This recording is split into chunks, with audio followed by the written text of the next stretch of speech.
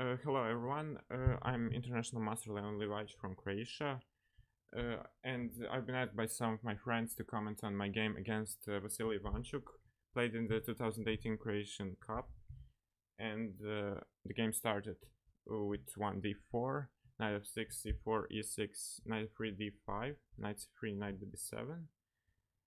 Alright, first of all, Ivanchuk is a guy who has no opening repertoire. He is just playing the opening in which he thinks his opponent is the weakest.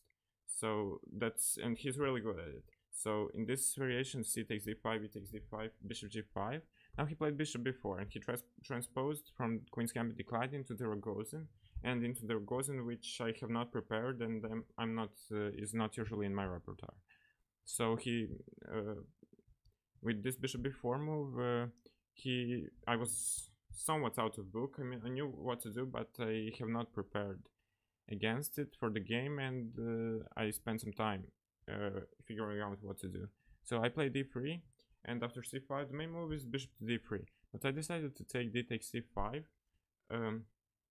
simply because I did not want the theoretical lines after bishop d3.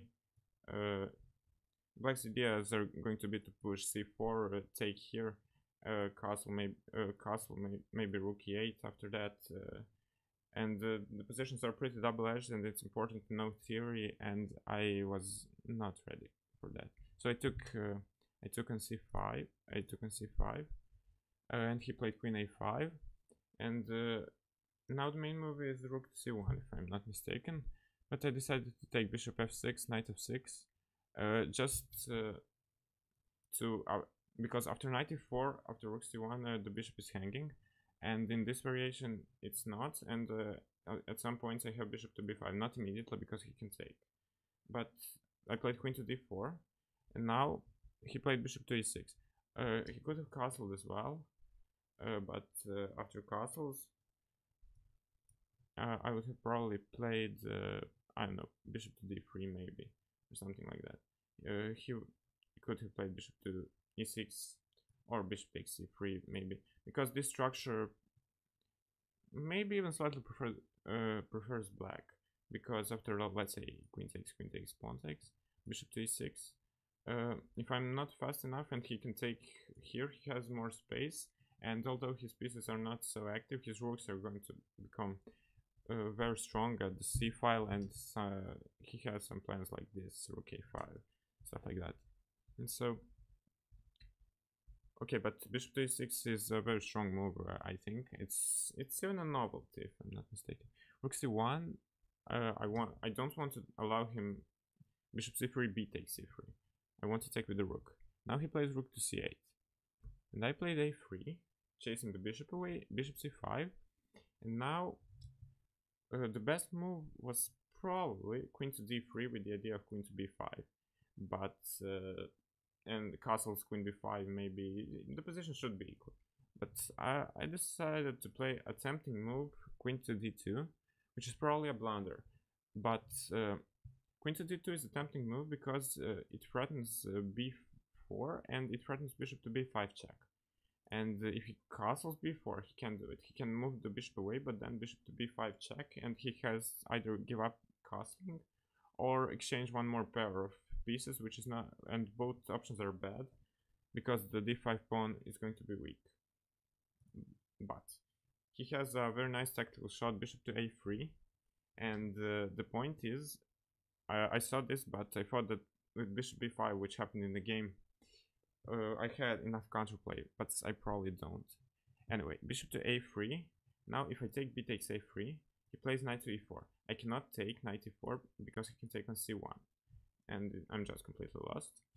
And I can try maybe queen d4, but he probably takes just on c3. There's not much I can do. I'm just a pawn down. So this is wrong. I can play rook a1, but he has another shot, bishop takes b2, and if I take queen takes b2, just queen takes c3, I'm a pawn down again. I'll take on a7, but still, my pieces are undeveloped, and he's just winning. And if I take on a5, he takes on c3, and it's pretty much the same. I'll take here and take on a7, he'll probably give a check or something like that, and I'm just losing. So the only move to keep the game on is bishop to b5 check, but now he has a really strong move, king to d8. King to f8 is also possible. King to e7 is not good because of knight takes d5 check, and if king f8 I would probably have castled, and his rook is out of the game, at least for now.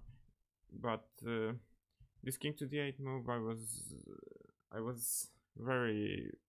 I did not anticipate it, but it's a very strong move.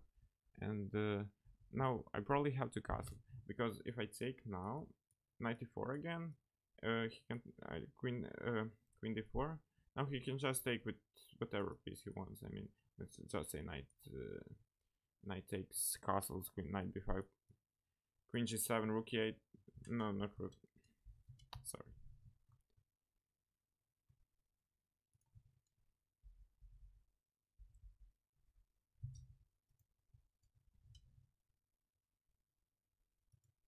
Not rook to e8, but king to e7, and I'm just a piece down. I cannot play like that, and after king d8 I have to castle. I have to castle to parry the threat of knight e4. Of course he played bishop to b4, and he is a pawn up. I do have some counterplay, but it's not enough, and he's just much better in this position.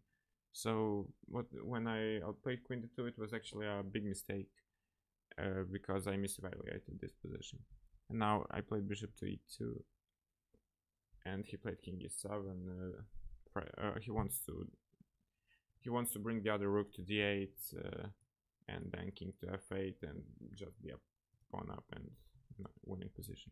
I played queen to d4 with the idea of rook a1 to attack the to attack the a7 pawn, and maybe to transfer the queen to h4 or something like that to try to attack him. And here we both had like 20 minutes, and it was clear that the game is going to go into time trouble. So it was not so hopeless. I mean, it was pretty much hopeless, but anyway, he played a6 not to allow rook a1. Now he played queen to h4. There were other moves, maybe rook a1, and maybe first rook a1, and then after queen c5, queen h4. But I just want to give him some problems in developing and securing his position. He played h6. Now, and I played rook to d1. I probably want to take on d5 in this position, because if he plays some silly move, after bishop takes, knight takes, he cannot take with the knight. Alright, let's say he plays something like this. I can play rook takes d5. After bishop takes d5, knight takes, queen takes. This bishop is hanging, and I'm an exchange down, but his king is very weak. And after queen d6, I can take on b7 and stuff like that. Okay, rook f8 is a silly move. He'll not play anything like that. But just to show the idea. Rook d8, and now I played knight to d4. The knight is coming to the best square possible, covering half of my position, and but still, there's not much I can do. King f8, and now he had like 5 minutes, and I had 15, so I decided to try to attack him with g4. Okay, when he played h6, he is somewhat calling for g4, g5, but it's still, I'm just trying to mix things up a little. It's not like I have anything. Anyway, he plays king g8, g5, h takes g5, queen takes g5, and now bishop takes c3, b takes c3. If I take with the rook, he'll play knight to e4, and then I would have to play rook a3 or something like that. But my position, I'm still pawn down. I don't want to exchange queens in this situation. And I took with the pawn, and knight e4 is a double attack. It's hitting the queen, hitting the pawn.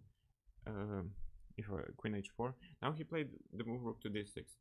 The most logical thing to do would be to take on c3, and maybe the best thing to do, but I think he miscalculated the line. Bishop to d3, because now there's not much he can do. He has to take the rook, and now if I give a check on h7, he plays king f8, I take on e6, he takes with the pawn, and if I play queen to f4, maybe he thought that I have a perpetual, but I don't. Let's say just if he plays king to e7, I play here. If he goes, let's say on d7, then I do have a perpetual, because I can take and play king to queen g3, and it's just a draw. But he has a nice trick to play. He can play king e8 first, and then if I give a check with the queen sour, he'll just play king to f8 and then king to e7, there's no perpetual.